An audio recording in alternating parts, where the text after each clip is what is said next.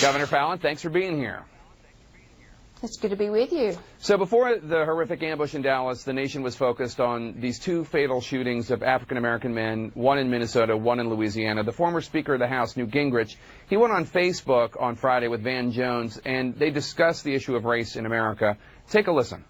It is more dangerous to be black in America. It's both more dangerous because of crime, and which is the Chicago story, but it is more dangerous in that they're substantially more likely to end up in a situation where the police don't respect you and where you could easily get killed. Do you agree with former Speaker Gingrich?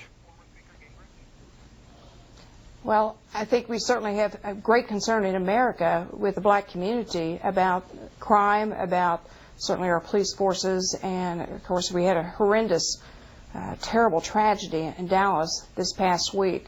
But we should have justice for all, and if there is any question that there's any injustice for black people, African American, or anyone, then it should always be fully investigated. Now I'll give you an example. Over the past year in the state of Oklahoma, we had a police officer in our city who had been accused of raping women as a police officer. They had a hearing, they prosecuted him, and they sent him to prison. We had another reserve officer out of Tulsa, Oklahoma, who shot a gentleman, and he was prosecuted. He's in prison right now. And so I think it is important that we look at any particular claim of injustice, that we listen to the concerns of the black community, but we must also respect and honor our men and women who are serving in the police forces across our nation, law enforcement, who protect us and keep us safe. Donald Trump released a video on Friday talking about racial healing. Take a listen. The deaths of Alton Sterling in Louisiana and Philando Castile in Minnesota also make clear how much more work we have to do to make every American feel that their safety is protected. Racial divisions have gotten worse, not better.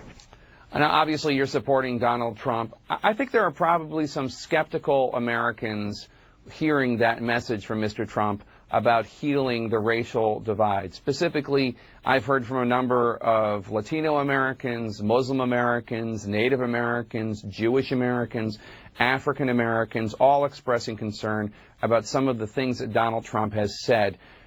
Talk to them. How do you think he will be able to be a racial healer? Well, I think the whole nation needs to work together, and certainly as anyone that's our nominee, whether it is Donald Trump, whether it is Secretary Clinton, we all need to work towards unity as a nation and understand that people are scared. They want safe homes, they want safe streets, they want safe communities, they don't want to be profiled, they don't want to be discriminated against. Everyone wants to be treated equal, with equal justice for all. Respectfully, Governor, you didn't answer my question. Do you think Donald Trump has campaigned as a racial healer? I think he is trying to campaign as a racial healer. I think that has been part of his message. If you watch what he said this week, he talked about how devastating it was for Dallas, how we need to respect our law enforcement, how we need to pray for those who are killed and those who are injured. I think that is his intent. I trust him with his words, and I think we all need to move towards being compassionate, loving, healing, but yet also respecting our law enforcement. Let's talk about Donald Trump's search for a running mate. On this program back in April, the former Lieutenant Governor of South Carolina floated your name for vice president, and afterwards, Mr. Trump tweeted this: "Great job and advice on CNN. Thank you." You've met with Donald Trump 4 times. You say that you have different personalities but a common passion. Have you provided any documents to the Trump campaign for possible vetting? I have not been asked for specific documentation, and I have not had a specific conversation with any of his staff about vice president. It's certainly a great honor to be mentioned with numerous other people across our nation.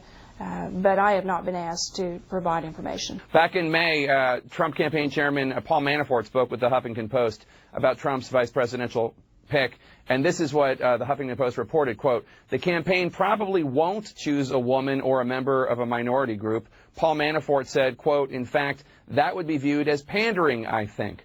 So, Governor, if Donald Trump ultimately picks a white man as his running mate, given the idea, let's just assume that all things being equal in terms of all the different qualified possibilities, including yourself, do you think if he picks a white man, would that be missing an opportunity to diversify the ticket and show the country what the Republican Party is truly about? Well, the Republican Party is a very diverse party. And, I hope, first and foremost, that in whoever they're looking at for vice president, that they would look at the qualifications, the skill sets, the knowledge, the history, conservative principles and values, that they would not judge a vice presidential candidate based upon their sex, man or woman. Governor Mary Fallin, thank you so much. Really appreciate it. Always good to see you. Always good to see you.